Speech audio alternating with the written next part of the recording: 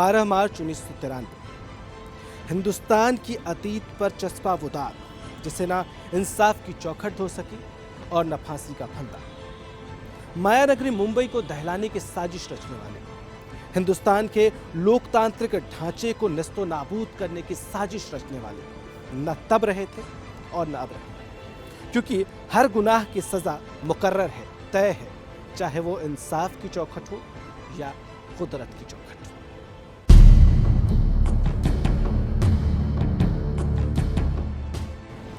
16 जून को अदालत से आए एक बड़े फैसले में मुंबई को दहलाने की साजिश रचने वाले मास्टरमाइंड मुस्तफा दोसा को दोषी पाया गया। इससे पहले कि अदालत कोई फैसला सुना पाती, मुस्तफा की मौत हो गई।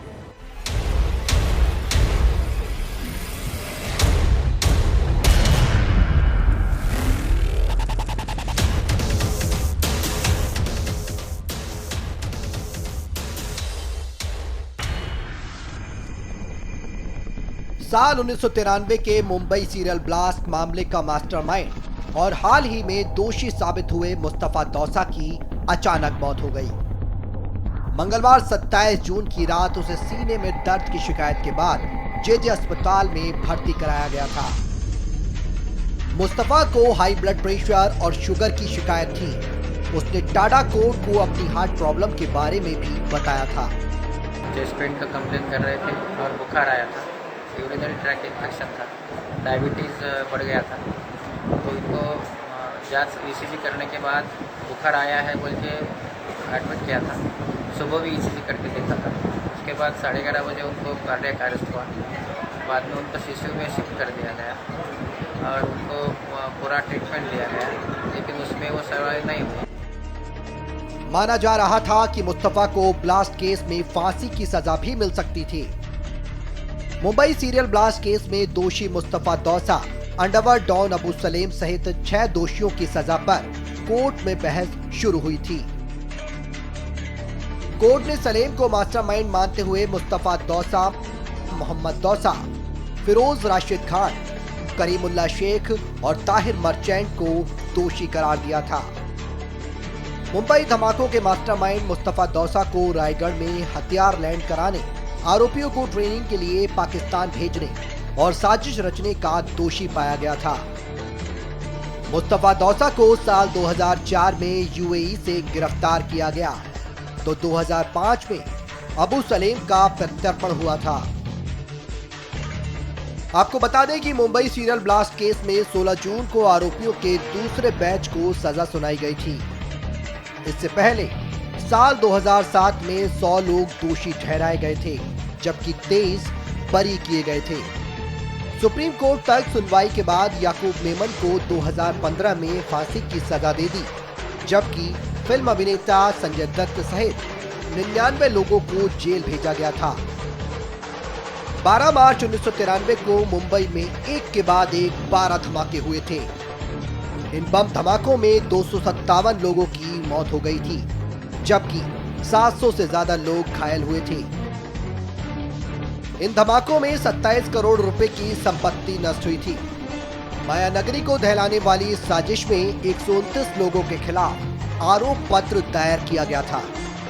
इसमें अवैध हथियार मामले में संजय दत्त अपनी सजा पूरी कर चुके हैं।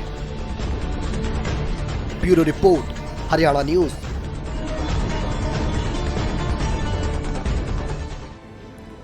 जांच के दौरान यह पाया गया कि मुस्तफा दोसा इस साजिश में सबसे महत्वपूर्ण कड़ियों में से एक था। बाबरी मस्जिद विध्वंस और मुंबई में हुए दंगों का बदला लेने के लिए दुबई में एक बैठक हुई और यह बैठक हुई मुस्तफा दोसा के घर में।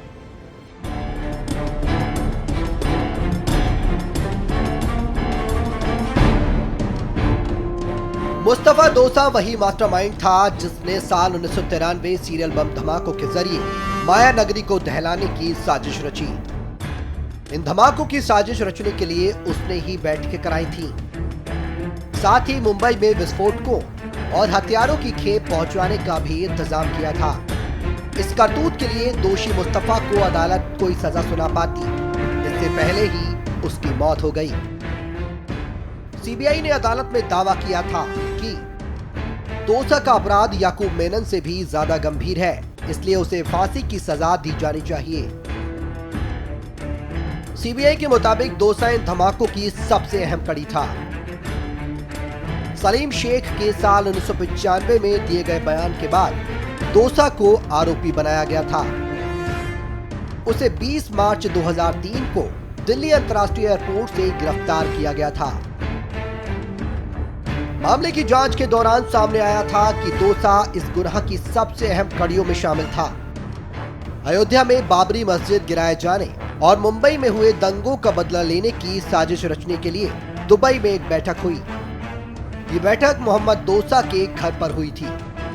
बैठक में दोसा भाइयों के अलावा यासीन ख्वाजा, हैदर सलीम तलवार, टाइगर मेमन, दाऊद इब्राहिम, अनीस इब्राहिम और अयूब शामिल हुए। मुस्तफा दोसा ने ही इस बैठक का पूरा इंतजाम किया था। इसके बाद योजना के तहत दीदी जेट्टी पर हथियारों का जखीरा उतारने और उसे महानगर तक पहुंचाने में भी उसकी अहम भूमिका थी। Bureau report, Haryana news. इन सिलसिलेवार बम धमाकों के लिए भारत में चोरी छुपे गोला, बारूद, बम, RDX मंगवाए गए और इस साजिश को अंजाम दिया मुस्तफा के साथ साथ छोटा शकील और टाइगर मेमन ने।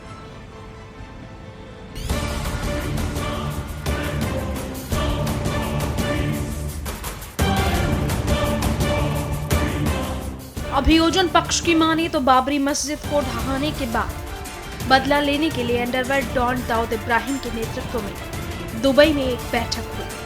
इसमें मुंबई में बम धमाके करने का षड्यंत्र रचा गया। इस षड्यंत्र में दाऊद के साथ टाइगर मेमन, मोहम्मद दोसा और मुस्तफा दोसा ने भाग लिया था। इन धमाकों को अंजाम देने के लिए बड़ी मात्रा में गोला बारूद, हथियार, RDX आदि भारत चोरी छिपे मंगाए गए। मुस्तफा दोसा, टाइगर मेमन और छोटा शकील ने इन हथियारों को चलाने और विस्फोटकों को अंजाम देने के लिए बहुत से नौजवानों को बहला फुसलाकर पाकिस्तान और भारत में ट्रेनिंग कैंप में लगाए। साथ ही उन्हें दुबई के रास्ते पाकिस्तान भी भेजा गया। सीबीआई की माने तो इस तरह के षड्यंत्र रचने के लिए विस्फोट से पहले 15 बैठकें बुलाई गई, जिनका आयोजन दोसा ही करता था। षड्यंत्र की पहली बैठक दिसंबर 1992 में दुबई में भगोड़े आरोपी मोहम्मद दोसा के घर में हुई थी। दूसरी ऐसी बैठक पनवेल होटल में 6 जनवरी 1993 को हुई। यहाँ फिरोज भी था, जो रायगढ़ जिले में हथियार, गोला बारूद उतारने के लिए कस्टम अधिकारियों को पटा चुका था। इसके लिए कस्टम वालों ने 10 लाख रुपए की रिश्वत ली। मुस्तफा ने अपने भाई को बताया कि हथियार भेज दिए गए हैं। फिरोज अली भाग गया और 9 जनवरी को हथियार और धमाकों से जुड़ी दूसरी सामग्री उतरवाई गई। बाद में इन्हीं का इस्तेमाल धमाकों के लिए किया गया, जिसने सपनों की नगरी को लहूलुहान करके रख दिया। Bureau report, Haryana news. Mastermind की मॉडल माशुका और जेल में बंद गॉडफादर की पूरी कहानी इस ब्रेक के बाद।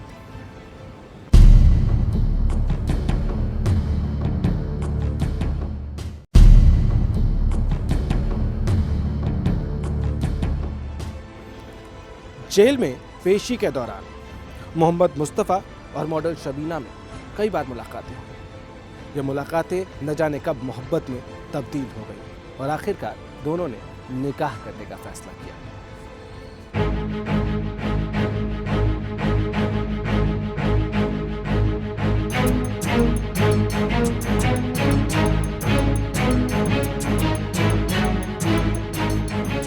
एक साल पहले दोसा पुलिस कस्टडी में होने के बावजूद अपनी पत्नी के साथ ट्रेन में सफर करते देखा गया। वो कोर्ट में मॉडल्स का ऑडिशन लेने, ट्रेन में हनीमून मनाने को लेकर भी खासा चर्चा में रहा। मॉडल शबीना और दोसा की प्रेम कहानी कई साल तक चली। शबीना को पहली बार देखते ही दोसा को उससे प्यार हो गया था। उसने अपने गुर्गों से शबीना के बारे में पता करने को कहा।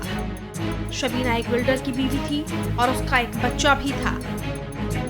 जेल में पेशी के दौरान दोसा एक दिन शबीना से मिला और उसे शादी के लिए प्रपोज कर दिया। इसके बाद दोनों की कोर्ट में पेशी के दौरान और जेल में कई मुलाकातें हुई। और एक दिन दोनों ने निकाह करने का फैसला किया। दोनों की शादी बांद्रा कोच में पुलिस वालों की मौजूदगी में हुई। यही नहीं, पुलिस ने दौसा को हनीमून मनाने के लिए ट्रेन में एकांत की जगह मुहैया करवाई थी। यही नहीं, 25 दिसंबर साल 2016 को भी शबीना गुजरात के सौराष्ट्र में ट्रेन में अकेले में देखी गई थी। Bureau report, Haryana news. Dawood Ibrahim का सबसे करीबी माने जाने वाला मुस्तफा ऑर्थर रोड जेल में अंडरवर्ल्ड डॉन अबू सलेम पर हमला कर चुका था। इसके बाद मुस्तफा का अच्छा खासा रसूख बन गया था और जेल में कई लोगों के लिए वो गॉडफादर बन गया।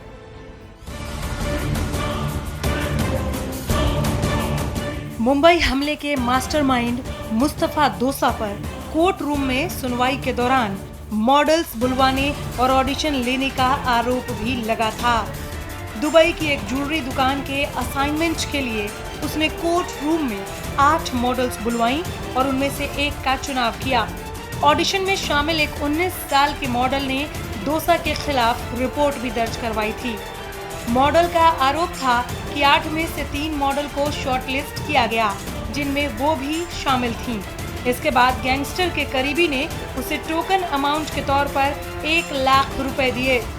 मॉडल का आरोप था कि बाद में गैंगस्टर के सहयोगी ने 2 लोगों की मदद से उससे वो रकम और एक मोबाइल फोन लूट लिए। ये दोनों लोग पुलिस ऑफिसर की वर्दी में आए थे। इस मामले में पुलिस ने 3 लोगों को गिरफ्तार किया था। अंडरवर्ल्ड डॉन दाऊद इब्राहिम का करीबी माने जाने वाला Mustafa Dossa Arthur jail road में अबू सलेम पर हमला कर चुका था। जेल में उसका अच्छा खासा असर माना जाता था। जेल में बंद बहुत सारे बंदियों के लिए वो गॉड फादर जैसा था। मुस्तफा उन्हें रुपए पैसे से लेकर कानूनी मदद तक करता था। दोसा काफी पैसे वाला था। मुंबई स्थित मनीष मार्केट, हीरा पन्ना और मुसाफिर खाना इलाके में उसकी कई दुकानें थीं। दोसा की बीवी और 2 बच्चों का दुबई में सोने और इलेक्ट्रॉनिक्स का बिजनेस है। दोसा ने साल 2004 में कोर्ट से इस बात की मंजूरी ली कि वो जेल में शीर खुरमा खाना चाहता है। कोर्ट ने आदेश देते वक्त ये जिक्र नहीं किया कि ये सुविधा सिर्फ उसके लिए है। इसलिए दोसा ने जेल के हर कैदी समेत अधिकारियों को भी शीर खुरमा खिलवाया था। Bureau report, Haryana news.